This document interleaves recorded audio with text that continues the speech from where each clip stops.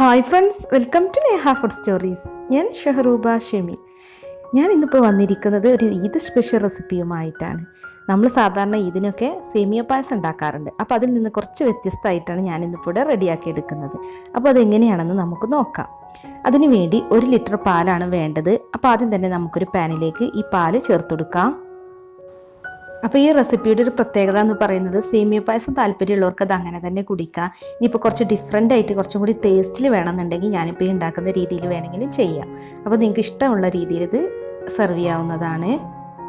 അപ്പോൾ ഈ പാലൊന്ന് തിളപ്പിച്ചെടുക്കണം.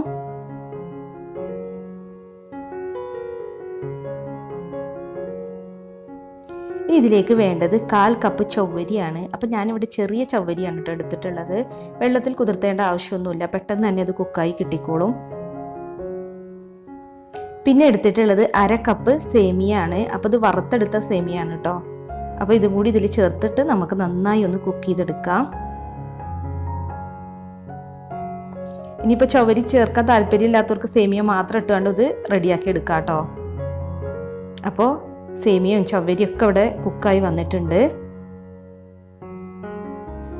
ഇതിലേക്ക് കണ്ടൻസ്ഡ് മിൽക്ക് ചേർത്ത് കൊടുക്കുക. ഇത് 400 ഗ്രാമിൻ്റെ ടിന്നാണ്. അപ്പോൾ അതിൽ നിന്ന് 3/4 ടിന്ന് ഞാൻ ഇതിലേക്ക് ചേർത്തിട്ടുണ്ട്. ഇനി ഇതിലേക്ക് കുറച്ച് നട്ട്സ് ചേർക്കണം. ഞാനിവിടെ ചെറുതായിട്ട് കട്ട് ചെയ്തെടുത്തിട്ടുള്ള കാഷ്യൂനട്ടും ബദാമും പിസ്തയാണ് എടുത്തിട്ടുള്ളത്. അപ്പോൾ നിങ്ങളുടെ കയ്യിലുള്ള ഏത് നട്ട്സ് ആണെങ്കിലും നിങ്ങൾക്ക് ചേർത്ത് കൊടുക്കുക. ഇനിയിപ്പോൾ അതല്ല അണ്ടിപ്പരിപ്പും മുന്തിരിയും മാത്രമാണ് ചേർക്കാൻ താല്പര്യമെങ്കിൽ അത് മാത്രം ചേർത്താലും മതി.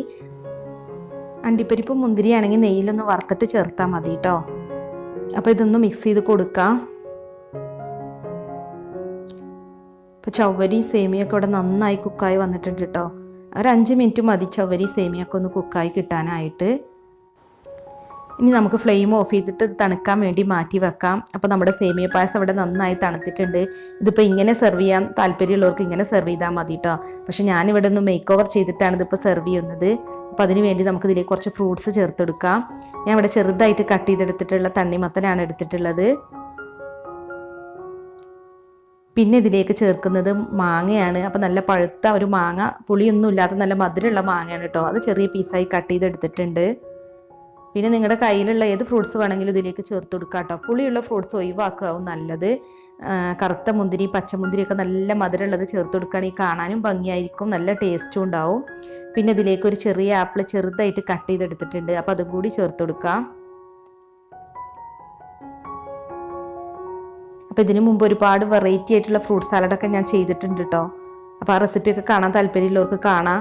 ഇനിയിപ്പോൾ ഞാൻ ഇതിലേക്ക് ചേർത്ത് കൊടുക്കുന്നത് കുറച്ച് പോംഗ്രനേറ്റിൻ്റെ സീഡ്സാണ്. അപ്പോൾ ഇതെല്ലാം കൂടി നന്നായി ഒന്ന് മിക്സ് ചെയ്ത് കൊടുക്കാം. അപ്പോൾ ഇങ്ങനെ ഒരു രീതിയിൽ നമുക്ക് സേമിയ പായസം സെർവ് ചെയ്യാവുന്നതാണ്. ഈ ചൂടുകാലത്ത് നമുക്ക് സേമിയ പായസം ഇങ്ങനെ ഫ്രൂട്ട്സൊക്കെ ചേർത്ത് സെർവ് ചെയ്യുകയാണെങ്കിൽ ഒന്നും കൂടി ടേസ്റ്റ് ആയിരിക്കും. പിന്നെ നമ്മളിത് സെർവ് ചെയ്യുന്ന ടൈമിൽ നമ്മൾ ബൗളിലോ ഗ്ലാസ്സിലോ സെർവ് ചെയ്യുമ്പോൾ അതിലേക്ക് കുറച്ച് ഐസ്ക്രീമും കൂടി ചേർക്കുകയാണെങ്കിൽ നല്ല ടേസ്റ്റ് ആയിരിക്കും. പക്ഷേ ഞാനിപ്പോൾ അത് ചേർക്കുന്നില്ല. ഞാനിവിടെ ഐസ്ക്രീം കൊടുന്ന് വെച്ചത് എൻ്റെ മോനൊക്കെ എടുത്ത് കഴിച്ച് തീർത്തിട്ടുണ്ട്, അതുകൊണ്ടാണ് ചേർക്കാത്തത്. അപ്പോൾ നിങ്ങൾക്ക് ഈ വെറൈറ്റി ആയിട്ടുള്ള ഈ ഫ്രൂട്ട് സാലഡ് അല്ലെങ്കിൽ സേമിയ പായസം ഇഷ്ടമായി എന്ന് വിചാരിക്കുന്നു. അപ്പോൾ എല്ലാവരും ട്രൈ ചെയ്ത് നോക്കുക. പിന്നെ സെർവ് ചെയ്യുമ്പോൾ ഐസ്ക്രീം ചേർക്കാൻ മറക്കരുത് കേട്ടോ. ഐസ്ക്രീമും ചേർത്ത് കഴിഞ്ഞാൽ നല്ല ടേസ്റ്റ് ആയിരിക്കും. അപ്പോൾ ഈ വീഡിയോ കണ്ടിട്ട് ഇഷ്ടമായിട്ടുണ്ടെങ്കിൽ ലൈക്കും ഷെയറും ചെയ്യാൻ മറക്കരുത് കേട്ടോ. അപ്പോൾ നാളെ നല്ലൊരു വീഡിയോസുമായി നമുക്ക് വീണ്ടും കാണാം. താങ്ക്